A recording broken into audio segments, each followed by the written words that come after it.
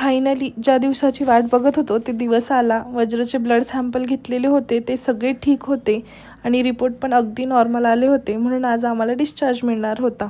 वज्राच्या हाताचा कॅनवला काढला तर वज्राचा हात इतका असा एकदम त्याच्यावरची स्किन मरलेली अशी डॅमेज झालेली होती आणि त्याला ती बघून अजून वाईट वाटत होतं, म्हणून तो रडत होता. आणि त्यांना मला ते वरतून चिकट टेप आणि ते कापूस पण त्याने नंतरून काढून टाकायला लावला, कारण तो ठेवतच नव्हता.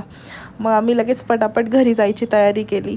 मी वज्राला नवीन आत्ताच कपडे आणले होते, म्हणजे तो आजारी व्हायच्या अगोदर घातलेले पण नव्हते. मग म्हटलं चला आज त्या कपड्यांचं पण उद्घाटन करू घरी जायला. मग असंच आमचं पटापट सगळ्या बॅगी वगैरे आवरल्या, बाकीची हॉस्पिटलची प्रोसेस केली आणि घरी जायला निघालो. घरी पोचलो आणि वज्राचं परत आहे तसंच आपलं डेली रुटीन सुरू झालं, खेळणं मस्ती करणं.